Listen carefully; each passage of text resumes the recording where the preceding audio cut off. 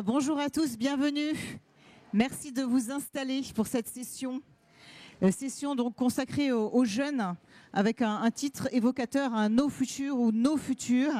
Alors cette session, elle est coordonnée par Stéphane Carcillo. Vous êtes membre du Cercle des économistes, chef de la division emploi et revenus de l'OCDE, chercheur associé à l'ISA, professeur affilié au département d'économie de Sciences Po. Je vais présenter nos autres intervenants. Nous devions avoir avec nous Ferris Barka, cofondateur de Banlieue Climat, mais il n'a pas pu venir. Il est remplacé par mon voisin, donc Saïd Amouche, entrepreneur social, conseiller au CESE. Vous êtes également le fondateur du groupe Mosaïque RH, structuré autour d'une fondation pour interpeller, mobiliser, innover en faveur d'une politique de l'inclusion économique.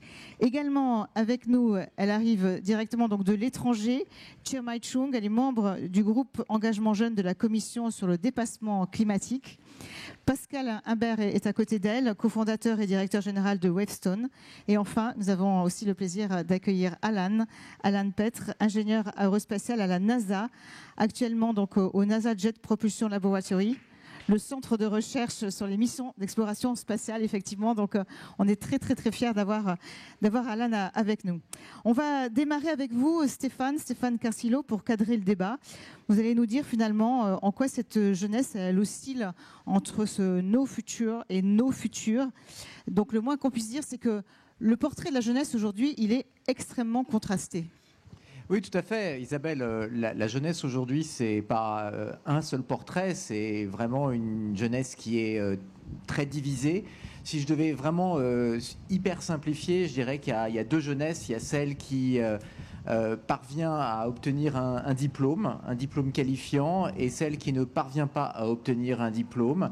Et ça, c'est hyper structurant sur les perspectives des jeunes. Vraiment hyper structurant, non seulement sur la perspective sur le marché du travail, mais aussi sur ce qu'ils pensent, sur leur engagement, sur leur vision du monde. Donc c'est un sujet qui est à la fois économique, social et évidemment politique. Alors, la situation des jeunes, c'est, si je prends uniquement des moyennes, c'est un peu amélioré quand même au cours des dernières années, il faut le dire.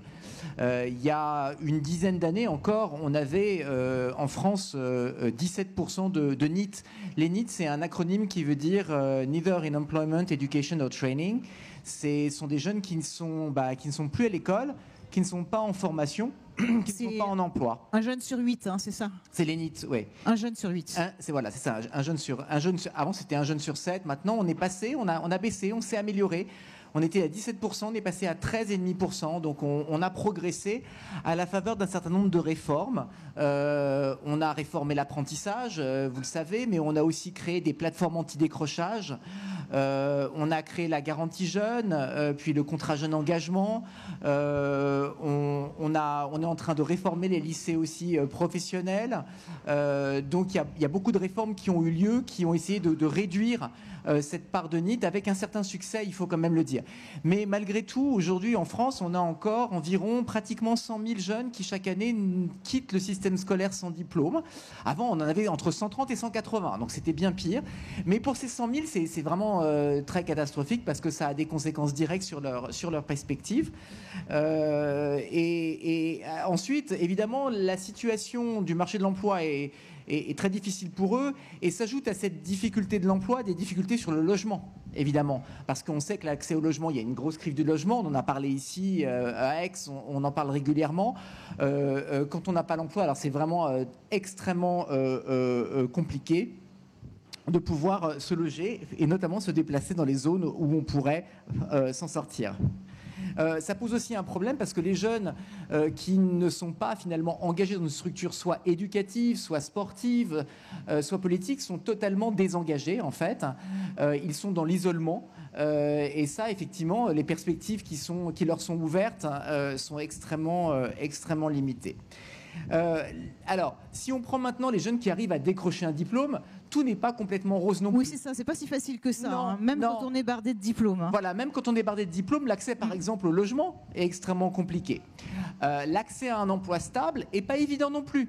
On va finir par avoir un emploi stable, mais on va quand même naviguer entre une certaine forme d'instabilité, même si le propre de la jeunesse, c'est de bouger, c'est de changer, c'est d'essayer, et puis ensuite de corriger le tir, c'est normal, les jeunes bougent et changent et essaient de trouver leur voie.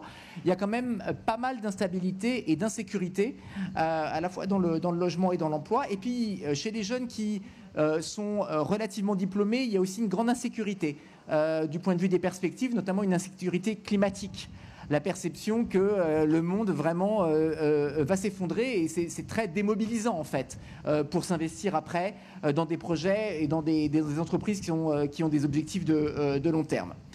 Donc voilà les questions qu'on se pose aujourd'hui, c'est à la fois quels sont les obstacles aujourd'hui qui entravent encore l'accès aux jeunes à un métier, à une formation qualifiante, à une motivation forte pour finalement décrocher le Graal du diplôme. Quels sont les freins et quelles sont les politiques qu'on pourrait développer et renforcer pour les mettre sur les rails d'une voie et d'un métier motivant.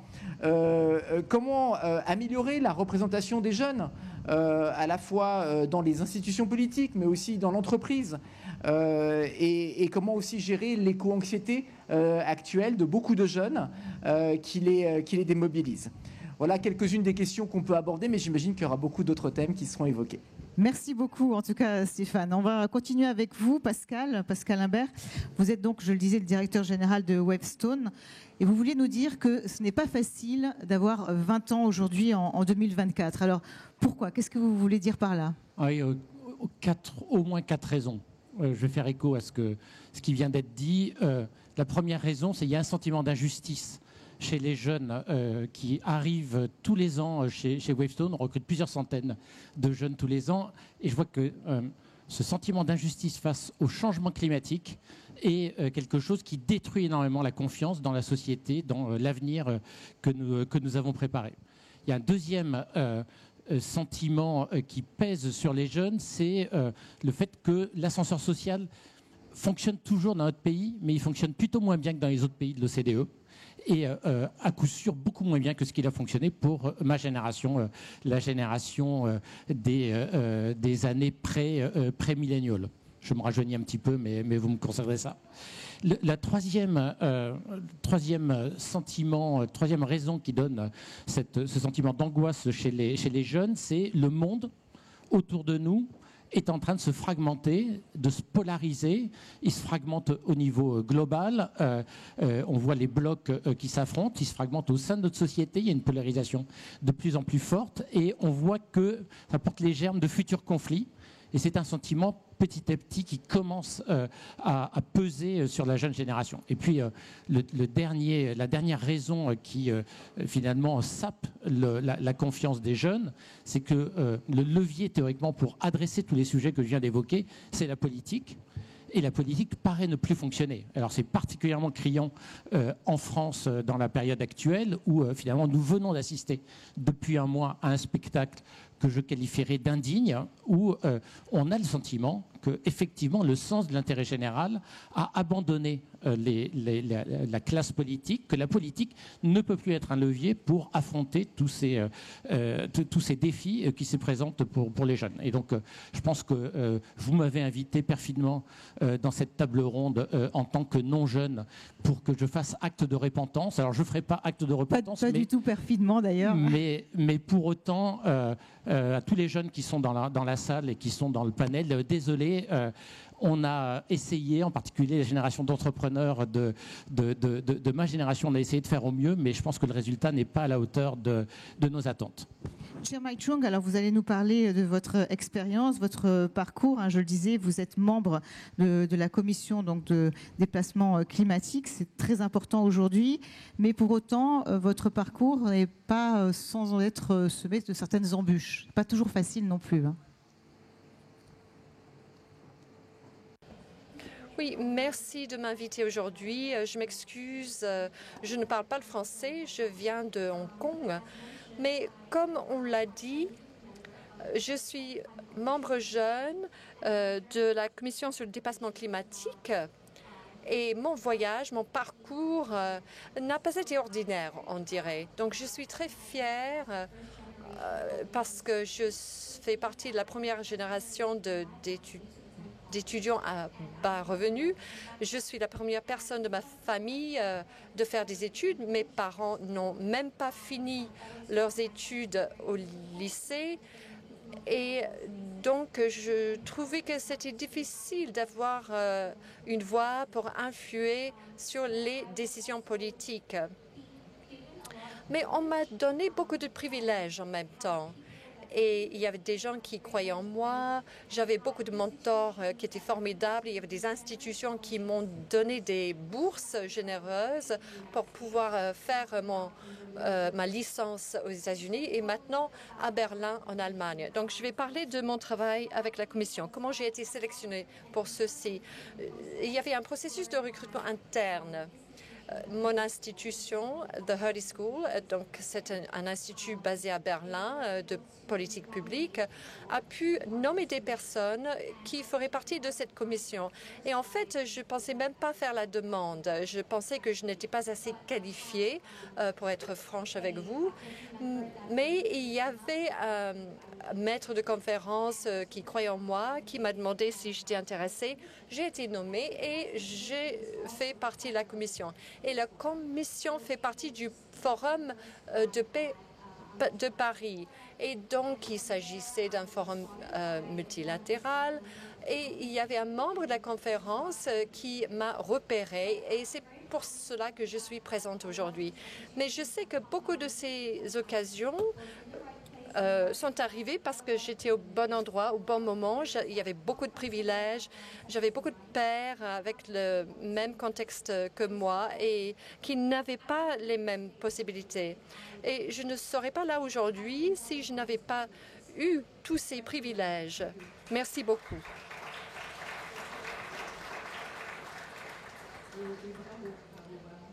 On va poursuivre avec vous, Alan. Vous êtes ingénieur aérospatial, je le disais. Vous travaillez pour la NASA, l'agence spatiale américaine. Alors, vous avez grandi en Seine-Saint-Denis avec un père qui était technicien supérieur dans l'informatique, une mère qui était agent de restauration dans une école maternelle. Et votre parcours a été remarqué donc par les plus hautes autorités. C'est vraiment un parcours hors norme. On aimerait que vous nous racontiez comment ça s'est passé pour vous. Aujourd'hui, vous vivez à Los Angeles. Vous avez une vie incroyable. Vous allez participer donc le 9 juillet donc au prochain lancement. Comment ça s'est passé pour vous? Racontez-nous. Alors déjà bonjour à toutes et à tous, merci d'être là. Donc voilà, moi c'est Alan, j'ai 24 ans et actuellement voilà, comme ce qui a été dit, je travaille au NASA Jet Propulsion Laboratory à Los Angeles. Donc c'est un rêve qui se réalise pour moi depuis plusieurs années, notamment l'école primaire. Voilà, c'est arrivé à l'école primaire quand j'ai eu cette rencontre avec le domaine du spatial et que j'ai eu envie d'en faire mon métier. Je me disais voilà, un jour je travaillerai à la NASA. Et j'ai la chance de pouvoir y arriver aujourd'hui. Donc c'est vrai qu'il y a eu des difficultés dans mon parcours. Ce pourquoi ça a fait un peu de bruit dans le pays. Mais je suis très content parce que vous êtes modeste, hein, parce qu'on en a beaucoup parlé quand même. Oui. C'est bien, il est modeste.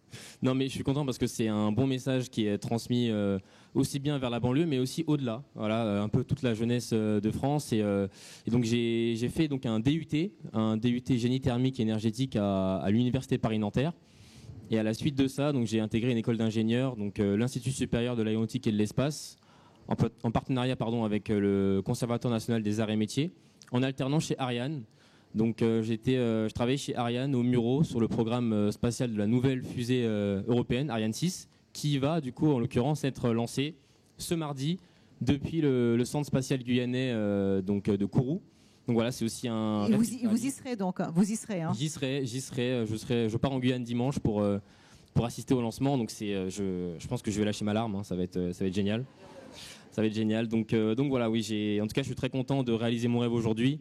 Et donc j'en suis aussi très reconnaissant envers mes parents, ma famille, mes amis, mais aussi mes professeurs qui m'ont toujours soutenu vers cette quête. Et voilà. Et donc finalement l'idée dans votre message c'est de se dire il faut se dire nos rêves ils sont atteignables, il ne faut pas se limiter, on peut y arriver en faisant pas forcément Polytechnique, Centrale, il y a d'autres moyens, il y a des universités, il y a des choses qu'on peut faire, c'est ça le message aussi que vous voulez faire passer? Exactement, en fait je prends le temps au maximum d'intervenir même à distance depuis Los Angeles dans beaucoup d'établissements scolaires pour parler aux élèves, et leur dire que voilà, faut absolument pas s'auto-limiter, que voilà, il faut essayer. Voilà, si on a un rêve, on a une envie, il faut tenter. Parce que ce qui est sûr, c'est que si on n'essaye pas, on est sûr à 100% qu'on va pas y arriver. Par contre, si on essaye, parfois, on a peut-être cette petite touche de parfois chance, mais aussi avec du travail, on peut y arriver. Il faut aussi se donner les moyens d'y arriver. Mais on peut parfois aller plus haut qu'on ne le pense. Et il ne faut pas aussi s'empêcher de viser haut. Parce qu'en Seine-Saint-Denis, voilà, là où je suis originaire plus particulièrement, je sentais aussi qu'autour de moi qu'on avait du mal à viser haut. Et on se disait, voilà, je viens de tel ou tel quartier, je suis de telle ou telle origine, donc je ne vais pas y arriver. Et je pense qu'il faut viser haut, il faut y aller. Et il faut être motivé, parce que quand on aime ce qu'on fait et qu'on vise vraiment très haut, je pense qu'on gagne en motivation et on peut y arriver, quoi. Et vous avez des... Bravo, oui, on peut l'applaudir. Merci.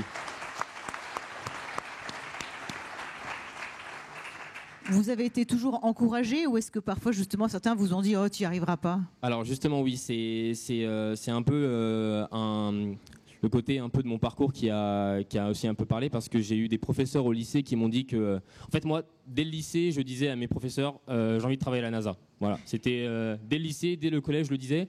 Et donc, parfois, voilà, j'ai aucune rancœur envers ces professeurs-là qui m'ont un peu découragé, qui m'ont dit que j'allais pas y arriver parce que il y a très peu de Français à la NASA, parce que aussi l'aérospatiale, c'est un domaine qui est sélectif, difficile d'accès, compliqué. Je les ai écoutés, donc j'ai commencé mes études en gestion des entreprises et d'administration, rien à voir avec l'aérospatiale. Mais j'ai eu ce déclic-là où je me suis dit, voilà, j'ai une passion depuis que je suis petit, je vais changer, je vais me réorienter et je n'ai pas envie de vivre avec des regrets. Parce que voilà, je pense que la pire chose, c'est de vivre avec des j'aurais dû essayer. Voilà, donc j'ai tenté ma chance, j'y suis allé et au final, je réalise mon rêve. Donc, mais en tout cas, j'ai aucune rancœur envers eux parce que je pense qu'ils n'avaient pas pour but de mal faire. Voilà, c'est aussi le rôle du professeur aussi parfois d'essayer de bien aiguiller un élève. Donc, ils n'avaient pas pour but de mal faire. Donc, voilà. Mais en tout cas, je suis content parce qu'aujourd'hui, j'arrive quand même à réaliser mon rêve. Donc, je suis reconnaissant pour ça. Bravo en tout cas. Merci. Alors Saïd Hamouche, pour vous, quel est justement aujourd'hui le constat que vous faites par rapport à l'état de la jeunesse, les jeunes des quartiers difficiles, hein, souvent, vous disiez, ils sont sous les radars, ils ne se font pas forcément repérer par les recruteurs. Hein. Stéphane nous le disait en introduction, c'est difficile pour les jeunes de trouver du travail, quel que soit le niveau de diplôme, quand on en a, et forcément quand on n'en a pas aussi. Hein. Oui, en effet. Et puis, quand on parle des jeunes, il y a des jeunes. En réalité, il y a différentes catégories. Et là, on vient d'évoquer avec Alan une typologie particulière. Ce sont finalement ces jeunes qui habitent les territoires les plus pauvres de France. Il y a à peu près 1400 aujourd'hui territoires qui rentrent dans cette catégorie. Ça correspond à 5,4 millions habitants en France. Et cette jeunesse, c'est un chiffre qui est assez important, c'est 40% de la population française qui a moins de 25 ans. Donc il faut se rendre compte qu'aujourd'hui, il y a un enjeu. Il y a un enjeu démographique, mais il y a un enjeu également de talent. Donc on a des ressources, et c'est extrêmement bien d'avoir quand même réussi à avoir une population en dynamique. Cette population, elle existe, elle se situe dans les quartiers pauvres, et à côté de ça, il faut savoir que ce sont des populations qui sont moins dotées de financement public, c'est important de le rappeler. On a une idée reçue qui est assez importante. On considère, en fait, on a une croyance qui est complètement erronée, puisque en réalité, la politique de la ville, elle a aujourd'hui une carence énorme en matière de justice, en matière d'éducation et en matière d'intérieur. Donc on a aujourd'hui des politiques régaliennes qui sont sous-dotées financièrement. Concrètement, c'est 145 € par habitant et par an, alors que la moyenne nationale, on est à plutôt 267. Et donc du coup, j'attire votre attention sur cette capacité de résilience qu'a cette jeunesse. Elle a aujourd'hui développé en fait une capacité. Donc on avait en Seine-Saint-Denis Kylian Mbappé qui représentait le foot à l'international. Et ben maintenant, on peut applaudir Alan. C'est lui qui va représenter la France au niveau aéronautique et c'est aussi un produit de la Seine-Saint-Denis. Donc c'est chouette de constater ça. Ça veut dire qu'on a des solutions, on a une capacité à transformer, à faire. Et faut pas tomber en fait dans ces idées reçues qui consistent à dire on met trop d'argent dans la politique de la ville. C'est pas vrai. On n'a pas suffisamment de solutions en matière de sécurité. C'est vrai, il faut le traiter. Mais la banlieue, elle souffre autant en fait de ces problèmes de sécurité. Les mamans qui sont dans ces quartiers, il faut rappeler qu'elles sont aujourd'hui, quand on regarde la population active, on a grosso modo 73% des femmes. Les familles monoparentales sont des femmes à la hauteur de 73% en France. Et donc du coup, on a encore un phénomène aggravant qui vient s'installer. Et donc on a forcément à un moment donné des choses à faire sur cette population. Et moi, je crois qu'il faut garder espoir parce que en réalité, si on était capable de réinventer nos politiques publiques et notamment en mettant en place des politiques de l'inclusion, on a des gens aujourd'hui qui n'ont pas besoin d'être assistés, qui n'ont pas besoin à un moment donné d'être trop dans l'accompagnement. Ils ont juste besoin d'être connectés, notamment avec le monde économique, parce qu'en réalité, c'est là où ça se joue, c'est là où on va avoir accès en fait à des offres d'emploi, et c'est comme ça qu'on aura des rebonds dans la carrière et devenir des consommateurs à part entière. Merci beaucoup. On va continuer avec les solutions justement à mettre en place. Cher Mike Chung, qu'est-ce que vous pensez qu'on doit faire? Il faut aider les jeunes et notamment améliorer leur représentation et la participation des jeunes dans les institutions politiques notamment. Ça, c'est très important.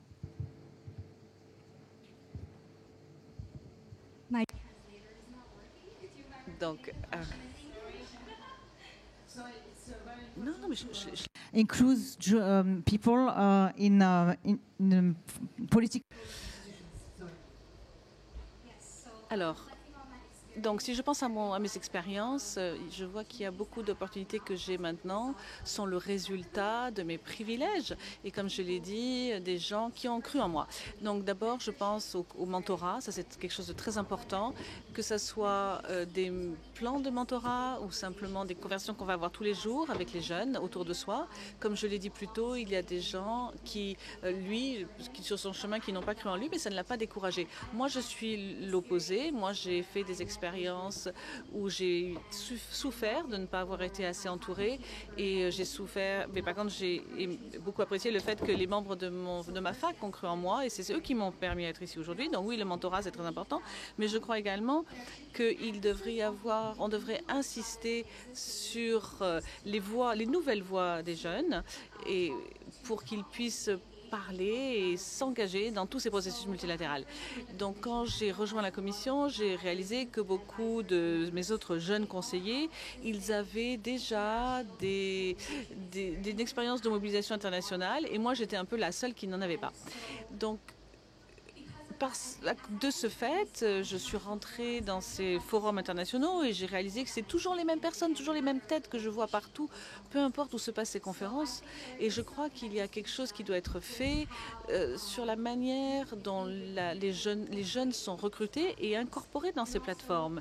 Et troisième point, moi je crois fermement que l'inclusion des jeunes ne doit pas s'arrêter à l'accès, mais dans les processus de mobilisation. Ça doit être, il ne s'agit pas juste de donner un titre ou de consultant ou de conseiller à un jeune, ça lui donnera une opportunité une fois à parler à un panel comme le nôtre. Moi, je crois qu'aujourd'hui, c'est des panels comme ça qui permettent de démarrer la conversation. Mais comment vous faites? Vous m'intégrez réellement dans vos processus, dans votre prise de décision. Je crois que ça, c'est très important. Merci beaucoup. Saïd, je pense que vous êtes d'accord justement avec schéma, c'est-à-dire qu'il faut vraiment justement inclure davantage les jeunes dans toutes les représentations politiques, il faut qu'ils soient davantage présents. Alors en fait, ça a une double conséquence. La première, c'est par rapport à soi-même.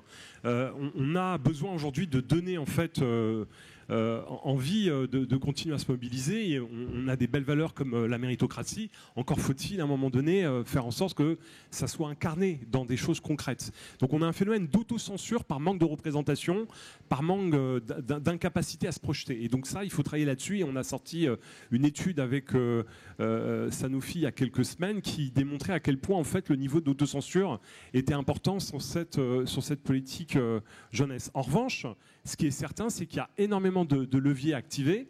Lorsque le gouvernement a décidé de lancer le plan Un jeune, une solution, il y a pas plus tard que 2 ans, eh bien, on a vu une transformation en fait du taux d'emploi. On n'a jamais eu un taux d'emploi aussi important. Donc, quand on met les moyens, on est capable d'embarquer.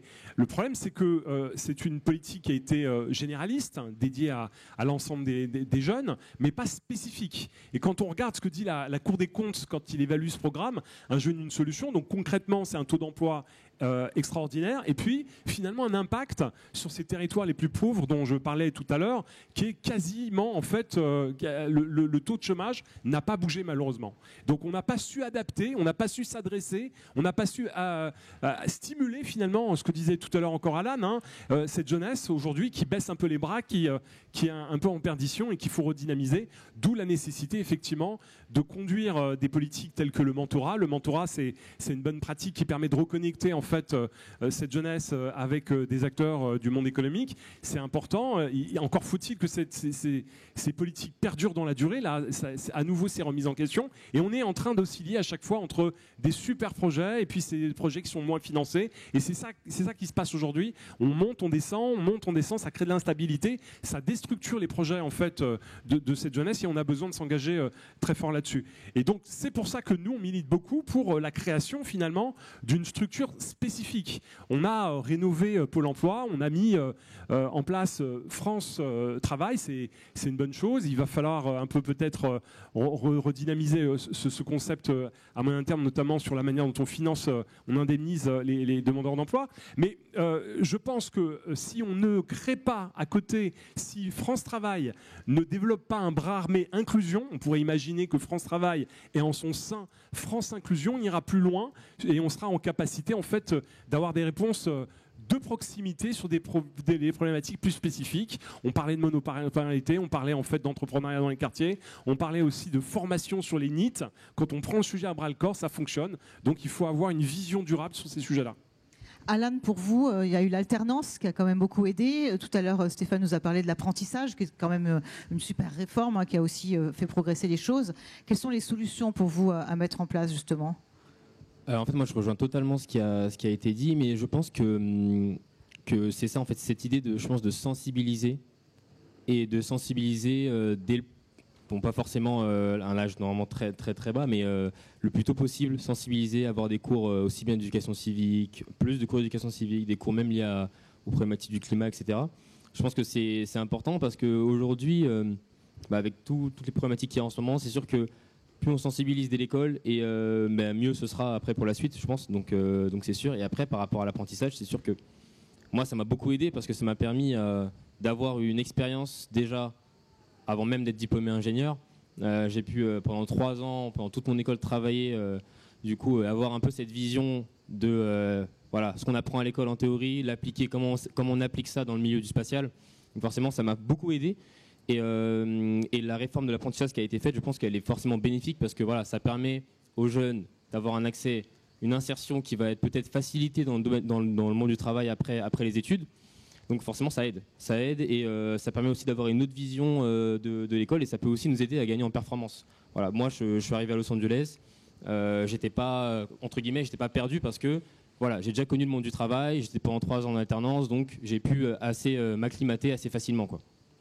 Pascal, alors pour vous, vous pensez aussi que finalement les entreprises ont un rôle très important à jouer et qu'elles peut-être doivent en faire encore plus demain par rapport aux jeunes ? Oui, elles ont un rôle vraiment fondamental à jouer. Mais la bonne nouvelle, c'est que les entreprises ont besoin de recruter les jeunes. Le sujet du recrutement, c'est un sujet prioritaire pour 60% des entreprises et les entreprises ont du mal à recruter les talents et à retenir, engager les talents dans la durée dans leurs projets. Et par ailleurs, les jeunes ont envie de s'engager. Donc c'est un peu bizarre d'ailleurs, puisque eux veulent s'engager et les entreprises ont du mal, vous nous dites. Oui, et donc il y a quelque part une connexion qui ne se fait pas bien. Et donc je rebondis sur ce que disait Saïd. C'est déjà, il faut qu'on arrive à refaire cette connexion entre les jeunes et le monde de l'entreprise. Du côté entreprise, ça veut dire qu'il faut qu'on fasse des efforts, qu'on se stretch, qu'on aille chercher les jeunes partout où il y a effectivement des jeunes qui sont prêts à s'engager dans nos projets. Ça veut dire qu'il faut qu'on saisisse les perches qui nous sont tendues. L'apprentissage, l'alternance sont des perches fondamentales sur lesquelles on doit s'engager en tant qu'entrepreneur. Il faut aussi qu'on aide à fabriquer les passerelles. Wavestone, on est depuis 5 ans partenaire d'une initiative formidable qui s'appelle l'Institut Villebon-Georges Charpak, qui consiste à prendre des jeunes qui ont atteint le niveau bac, mais qui n'ont pas bien réussi leur parcours scolaire, et pour autant, on pense qu'ils ont un potentiel. Donc ils sont identifiés par les cordées de la réussite, et grâce à l'Institut Villebon-Georges Charpak, avec une pédagogie adaptée, notamment liée sur l'expérimentation. On les amène à des niveaux de licence scientifique et bon nombre d'entre eux ensuite font des écoles d'ingénieurs. Donc on peut aider aussi à construire ces passerelles parce que le monde de l'entreprise, c'est ce dont il a besoin. Il faut qu'on accepte d'aller plus loin que finalement nos processus habituels de recrutement. Ça ne s'arrête pas là.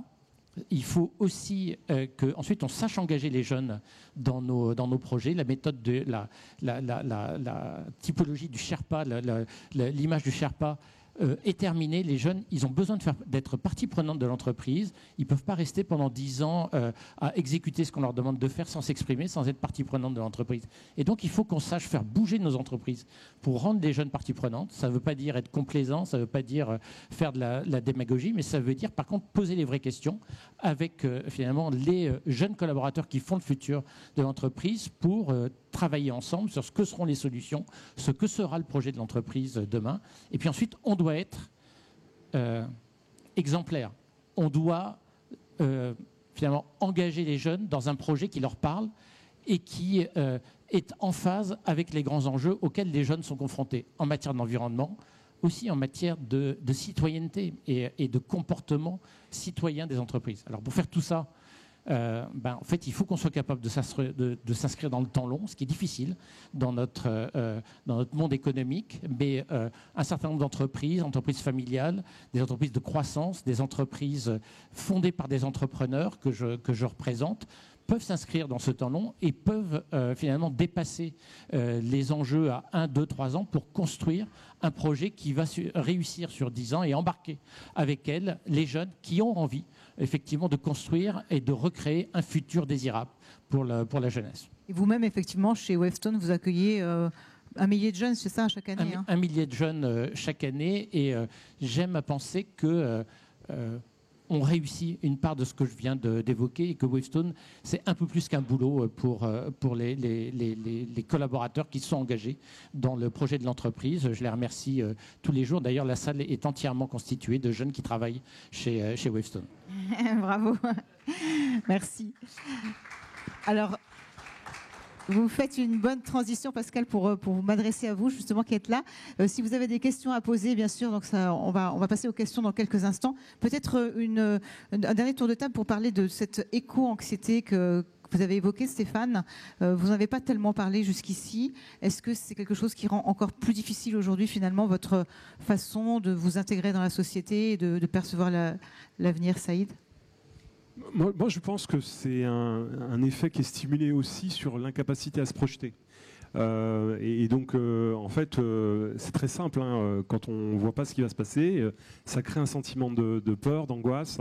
Et moi, j'avais envie de rallier. J'ai la chance de faire partie du Conseil économique et social. Et on a sorti en fait un avis il y a quelques semaines autour de la question de l'emploi et le phénomène des transitions éco. Et on s'est rendu compte, en fait, que là où il y avait des opportunités économiques, parce que on a de plus en plus d'investissements aujourd'hui dans le monde des entreprises, dans des organisations publiques, il y a une mutation qui est en train de se faire plus ou moins vite en fonction des secteurs d'activité. Et ce sont des opportunités économiques qu'il faut promouvoir au plus près en fait de cette jeunesse en difficulté. C'est-à-dire qu'à partir du moment où on pourra avoir la promotion, des campagnes de promotion sur les métiers de demain, les métiers verts, les métiers verdissants, on sera en capacité en fait de se mettre sur des projections directes. On pourra permettre à ceux qui ont moins de chance que les autres de mieux s'orienter, de mieux se former et donc de mieux s'informer, s'intégrer et avoir des carrières probablement très intéressantes. Et on est en train de résoudre de cette manière finalement deux phénomènes. Donc je vous renvoie à l'avis du Conseil économique et social qui est extrêmement bien fait sur cette question. Alan, pour vous, donc, c'est difficile de se projeter avec cette évolution climatique, avec les défis environnementaux auxquels nous sommes confrontés ? En tout cas, moi, dans mon domaine, dans l'ingénierie, on la sent. On sent qu'il y a, comme vous avez dit, ce phénomène d'éco-anxiété avec des jeunes qui sont de plus en plus à même à s'intéresser aux problématiques climatiques, etc. Mais on a aussi je dirais qu'on a, en tout cas, dans mon domaine en école d'ingénieur, on a eu beaucoup de cours qui étaient liés à ça, donc à l'énergie-environnement, des cours aussi liés à les moteurs de demain, etc. Donc on a aussi un rôle à jouer, je pense que les institutions et les établissements, ils ont aussi un rôle à jouer dans ça, et à aussi aider et accompagner les jeunes à cette transition et à montrer que voilà, on a un avenir dans le domaine et il faut en prendre compte, mais il faut voilà, avoir des cours aussi, des formations qui sont liées à ça. Et donc moi c'est ce que j'ai senti en tout cas en école et je pense que c'est une bonne chose parce que ça nous permet d'avoir une vision un peu plus futuriste et aussi globale de ce qu'on fait, quoi. Mais en tout cas oui, on peut la sentir je pense dans la jeunesse d'aujourd'hui, oui. Pascal, pour vous aussi, et Shirmaï, après peut-être un mot sur... Enfin vous êtes en plein dedans, hein, Shirmaï, mais Pascal, donc pour les jeunes, dans les recrutements, vous sentez peut-être... On dit toujours que cette génération, elle est difficile à capter, elle est peut-être parfois moins fidèle. Qu'est-ce qu'il en est ? Elle répond simplement... elle est tout autant prête à s'engager que les générations précédentes. Elle a besoin d'avoir du sens. Et finalement, par rapport à d'autres générations que j'ai connues, ce qui a été une envie farouche de réussir ou de gagner beaucoup d'argent a été remplacé par une envie farouche d'avoir du sens, de sentir qu'on a une contribution et que ce qu'on fait finalement est positif pour le bien commun. Je trouve que c'est pas plus mal. Et il y a énormément effectivement de jeunes qui ont envie de s'engager dans des projets de transition climatique. Ils ont raison. C'est un sujet qui va exploser en tant que cabinet de conseil. On voit très bien les nouveaux besoins et les nouveaux métiers qui se développent. D'ailleurs, ça me fait de la peine pour Alan parce qu'il s'est engagé dans une voie qui est vraiment un dead-end, alors qu'en matière de transition environnementale, Alan, il y avait des trucs super à faire. C'est vraiment dommage. On a vraiment de gros projets par rapport à des avions verts. Airbus qui est en train de développer des avions à hydrogène, des avions verts, qui vont être moins, on va dire, une empreinte carbone moins élevée. En l'occurrence, moi, je travaille en propulsion, donc je fais aussi la motorisation spatiale. Donc le but, c'est aussi développer des systèmes qui sont de plus en plus verts. Mais voilà, c'est sûr que dans le domaine de l'aérospatial, on n'est pas toujours bien vu par rapport à ça. Mais voilà, je rassure tout le monde, on essaye de faire mieux. Voilà. Merci beaucoup, bravo. Shirmaï, un mot, puis après on va ouvrir les questions. Si vous avez des questions, commencez à vous préparer. Do you agree with what they said? Alors, en plus de mon travail avec la Commission, je travaille également dans le financement climatique et beaucoup du financement climatique qui sont dédiés aux jeunes n'existent pas et ils ne sont pas suivis ou cartographiés par des agences de financement ou des agences de développement. Donc, moi, je me sens très désespérée parce que je ne vois pas le financement qui devrait être là. Je crois que pour ajouter un peu de complexité à ce sujet, beaucoup de ces opportunités de financement pour les jeunes sont des subventions une seule fois, en un seul coup. Donc dès que mes pairs veulent exécuter et continuer, ils ne peuvent pas parce que ce sont des subventions uniques. Et enfin, en tant qu'un étudiant qui avait peu de moyens, quand j'allais me rendais sur ces lieux pour rencontrer des décideurs, beaucoup de personnes qui sont impliquées là-dedans m'ont demandé de faire une demande de remboursement et moi je n'avais pas de revenus, donc c'était très compliqué pour moi. Et quand je commençais à rentrer dans ces forums où il y avait des opportunités, je commençais à leur dire peut-être au lieu de rembourser les gens, peut-être vous pourriez leur donner une bourse pour qu'ils puissent venir participer à ces événements. Ça, c'est peut-être quelque chose qu'on pourrait retenir de cette séance. Alors, est-ce que vous avez des questions à poser à nos intervenants? Oui, alors je vois une main qui se lève là. Merci. Si vous pouvez vous présenter. Merci. Bonjour, donc je m'appelle Karim, je travaille chez L'Oréal et je suis dans les ressources humaines. Et je voulais revenir sur deux choses que vous avez dit. La première chose, c'est sur la fidélité. Est-ce que la jeunesse est fidèle ou pas? Déjà, pour être fidèle, il faut qu'on soit en relation. Et aujourd'hui, les jeunes des quartiers populaires, aujourd'hui, la jeunesse rurale, elles ont un problème pour rentrer en relation avec qui? Avec les groupes du CAC 40. Pourquoi? Pour deux raisons. Un, c'est que dans les comités de direction des grands groupes français, aujourd'hui, c'est des gens qui ont fait uniquement des grandes écoles, qui viennent en général d'un milieu favorisé et qui veulent recruter uniquement des personnes qui ont fait les top 10, top 15 des meilleures écoles d'ingénieurs ou des meilleures écoles de commerce. Et donc aujourd'hui, ils veulent continuer à reproduire des inégalités qui sont « je recrute uniquement des personnes dans le top 10 des écoles de commerce ou d'écoles d'ingénieurs ». Ça commence à changer tout doucement. Ça commence pas un peu à changer quand même? C'est ce qui a été un peu dit, il me semble. Alors, avec Pascal, avec Wavestone qui sont plutôt bons, mais si on regarde les autres groupes français, c'est encore les top schools, les écoles cibles, et il faut qu'on abatte ce système d'écoles cibles, parce qu'aujourd'hui c'est de la reproduction sociale et les jeunes des quartiers populaires et les jeunes ruraux ne peuvent pas y accéder. Deuxième sujet, Alan, c'est un rôle modèle. Mais aujourd'hui, il a invité de partout. Et aujourd'hui, il faut qu'on sorte de cette logique des rôles modèles, et il faut qu'il y ait tellement de personnes issues de la diversité, issues de cursus compliqués, c'est qu'on puisse avoir des difficultés à les choisir. Tandis qu'aujourd'hui, il y en a tellement peu qui réussissent et qui viennent de la diversité, ce qu'il fait, c'est qu'Alan, il vient sur les plateaux télé, il vient ici, mais il en fait 20. Alors que demain, on devrait avoir des dizaines de milliers de personnes, des centaines de milliers de personnes qui viennent de la ruralité, des quartiers populaires, qui viennent parler, parce qu'aujourd'hui, ça permet la réussite, tandis qu'aujourd'hui, on a un système dans le recrutement, et Pascal, je vous rejoins, le recrutement, c'est prépondérant. Moi-même, chez L'Oréal, on est loin d'être parfait. On reproduit des inégalités sociales en recrutant dans des écoles cibles.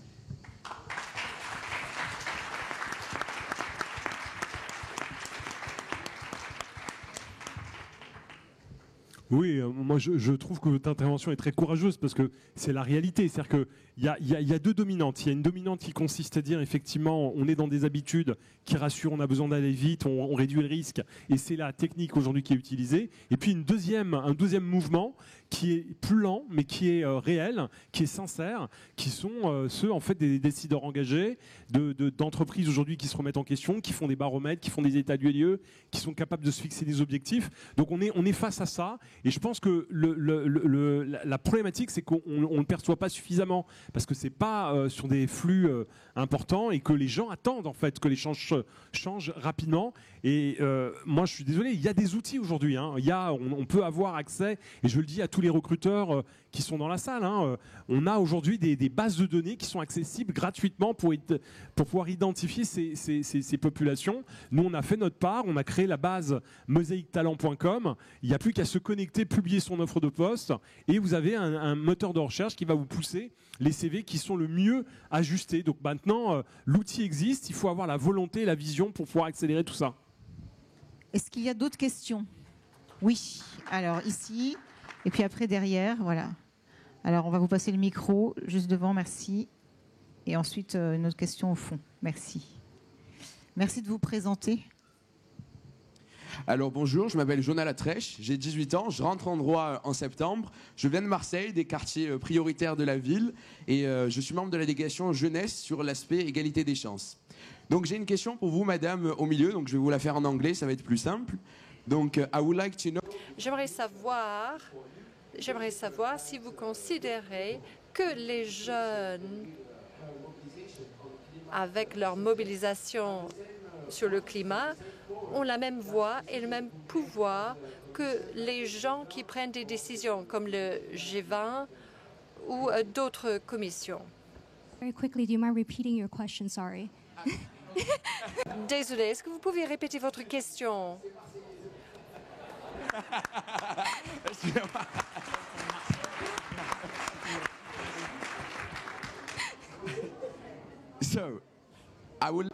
J'aimerais savoir si pour vous, vous considérez que les jeunes ont le même pouvoir vis-à-vis du sujet du climat que les décideurs qui font partie de commissions ou de groupes comme le G20 ou les gens qui font des...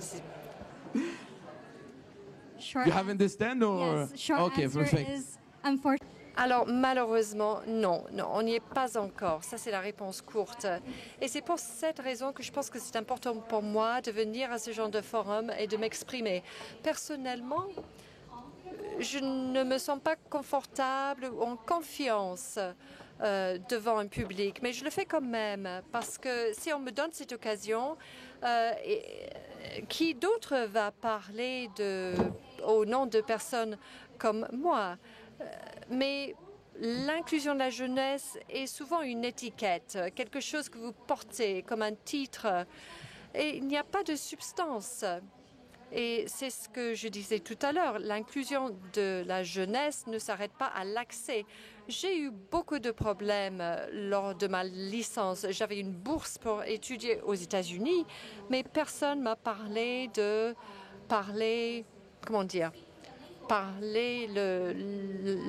langage nécessaire pour l'éducation tertiaire, comment écrire un courriel, comment réseauter. Il fallait que je navigue à vue. Mes parents ne connaissaient rien, mes pères ne connaissaient rien. Je ne venais pas d'un background où les gens savaient me guider.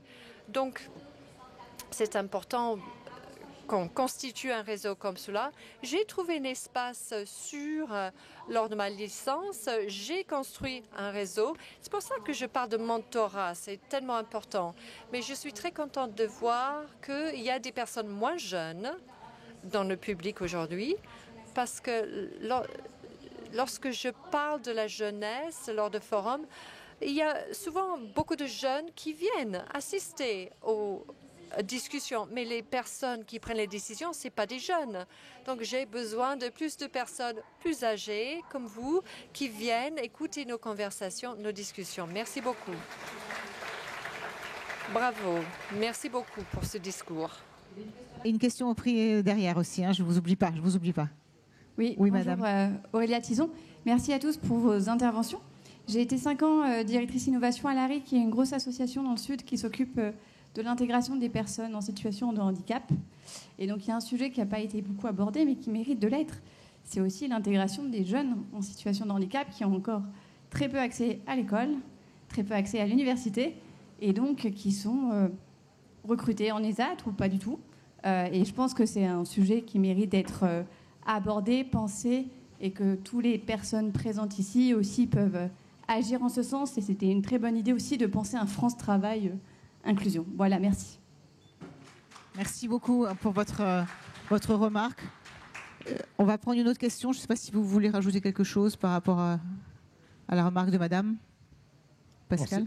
C'est clair, c'est un enjeu massif. On a pris énormément de retard, aussi bien dans le système éducatif que dans les mécanismes d'insertion dans les entreprises. Et donc, on a encore une énorme montagne à franchir devant nous. Monsieur, on vous écoute. Merci, bonjour. Je suis Eric Mosesco, je suis prof intervenant en école de commerce depuis 10 ans. Une remarque, Hong Kong is an amazing city. You should... Hong Kong est une ville étonnante. Il faudrait apporter Hong Kong à toutes ces personnes ici. Mais c'est un problème géographique. Pas de question, mais une remarque. Moi, je suis intervenant, donc j'ai un métier à côté. Depuis 10 ans, j'entends beaucoup d'étudiants en école de commerce, donc, dire mais moi on m'a toujours dit que je ne serais pas capable de faire un diplôme Bac+2, Bac+3 et j'allais presque dire, je vais me mettre peut-être à dos des personnes ici dans la salle, mais j'ai l'impression que le discours que certains enseignants passent au collège et au lycée vise pas forcément à valoriser la jeunesse. Et j'en dirai pas plus pour encore une fois pas me fâcher, mais moi je suis toujours là en train de leur dire mais oui, vous êtes capable et vous pouvez, à supposer que vous le souhaitiez, vous êtes capable et vous pouvez le faire. La deuxième chose, ma remarque de boomer, hein, je suis un boomer, génération X, génération boomer, c'est aussi la suivante. Je pense, je suis également un papa hein, de jeunes de 22 et 25 ans, je pense que quelque part, nous les boomers, les générations X, on projette sur nos enfants, sur les jeunes, nos angoisses, nos craintes, nos appréhensions. Et c'est pas les aider, je pense, c'est absolument pas les aider à se comporter comme ça. Et moi, je sais que j'ai pris avec mes enfants j'ai essayé de prendre le virage inverse. Et c'est ce que je dis aux jeunes que je rencontre aujourd'hui, et j'en rencontre un certain nombre. Nous, on a des craintes pour vous. Peut-être que vous en avez pas, ou vous en avez certaines qui ne nous correspondent pas. Et j'aimerais avoir votre avis sur cette histoire de nous, les anciens, on projette les craintes sur les jeunes. Je vous remercie. Merci beaucoup pour votre témoignage, votre question. Qui veut prendre la parole dans le panel ? Je peux le faire. Oui, Alan. Non, mais du coup, ce qui a été dit, c'est totalement vrai. Enfin, c'est ce qui moi aussi j'ai vécu aussi en quelque sorte. Donc, c'est vrai que au lycée, on m'a pas forcément soutenu sur ce que je voulais faire. Mais bon, après, voilà, moi, dans mon cas, c'était que bon, je pense pas qu'ils avaient pour but de mal faire. Mais en l'occurrence, c'est vrai qu'on a un peu différents types de profils aussi chez les professeurs, certains qui peuvent nous soutenir aussi dès le début et nous dire allez, bon, bah, si c'est ton rêve, vas-y, et d'autres qui peuvent parfois aussi être voilà, un peu plus réticents et moins nous encourager sur ça. C'est sûr que voilà, différents types de profils, mais dans tous les cas, voilà, ce qui est important aussi, c'est, je pense pour les jeunes, c'est d'abord de s'écouter soi-même. Voilà, c'est important d'avoir des avis extérieurs aussi, mais il faut d'abord s'écouter soi-même aussi. Donc un peu ce que vos élèves, voilà, ce que vous dites à vos élèves, je pense. Et, mais en tout cas, c'est un très bon message et merci du coup pour ce que vous faites. C'est totalement ça. Merci en tout cas. Est-ce qu'il y a une dernière question peut-être, parce que malheureusement le temps presse. Oui, mademoiselle, on va vous apporter le micro. Et après, on écoutera la conclusion de Stéphane. Oui, bonjour, je suis Eline Pix, étudiante en sciences politiques. Et aujourd'hui, j'avais une question pour Miss Chung, qui est au milieu. Donc peut-être que je vais la faire en anglais. You talked about including young people. Vous avez parlé d'inclure les personnes dans les institutions politiques et dans des institutions multilatérales et l'importance de donner une voix à la jeunesse, parce que la jeunesse n'est pas bien comprise. On ne nous entend pas assez.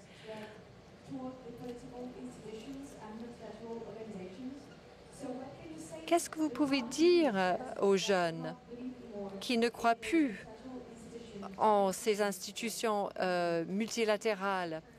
Merci beaucoup de cette question. Je pense que on n'est pas forcément obligé d'avoir des changements du haut vers le bas. On peut avoir un changement du bas vers le haut. Donc, il y avait quelque chose à laquelle j'étais impliquée en tant qu'étudiante. J'ai été très frustrée. En fait, je faisais partie d'un collège résidentiel lorsque je faisais ma licence. Et la bourse que j'avais n'était pas suffisante pour couvrir 3 repas par jour. L'école avait un centre de ressources qui fournissait des snacks, pas vraiment des repas. Donc, j'ai pris l'initiative et j'ai été trouver de la nourriture non vendue à des fermes.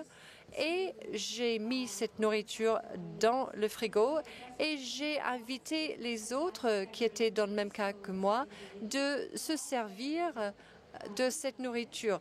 Donc, il y a une justice alimentaire et il faut permettre un accès aux étudiants à bas revenus à ce type de nourriture.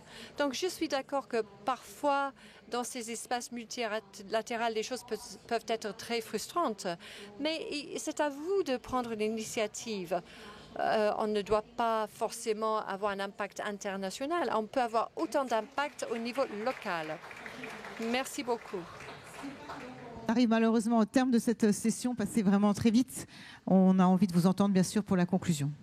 Très rapidement, moi j'ai été très agréablement surpris par ce panel parce qu'on a parlé de choses vraiment absolument fondamentales comme les aspirations, la motivation, le fait de renforcer la résilience des jeunes, des choses qui sont vraiment essentielles et on se rend compte que simplement la cellule familiale ça suffit pas toujours, il faut beaucoup plus autour des jeunes pour arriver à les sortir et les aider. Il faut des réseaux et il faut des modèles, il faut développer l'imagination, il faut développer les motivations, les aspirations. Et je crois que ça requiert des réseaux et l'implication des entreprises, l'implication des acteurs de la ville, l'implication aussi des réseaux de jeunes. Donc je crois que c'est vraiment ce collectif qui est très important et qu'il faut renforcer. Je crois qu'aussi on devrait avoir pratiquement une session parallèle sur le rôle de l'école, et particulièrement en France, qui aujourd'hui, comme vous le savez, est très très développé sur les savoirs fondamentaux, mais pas très développé sur le développement des aspirations et de l'imagination. Et je crois que ça, c'est vraiment quelque chose, en France en particulier, qu'il faut qu'on change, quoi. Merci beaucoup, merci Stéphane. Juste avant qu'on se quitte, je voulais vous signaler, il y a une dédicace d'un livre à 17h à l'espace FNAC derrière l'amphithéâtre. Et ça s'appelle donc « Les économistes sauveront la planète », notamment par William Orva. Donc si vous voulez aller à ces dédicaces, c'est à 17h. Merci encore à tous, on peut les applaudir, encore une fois. Merci.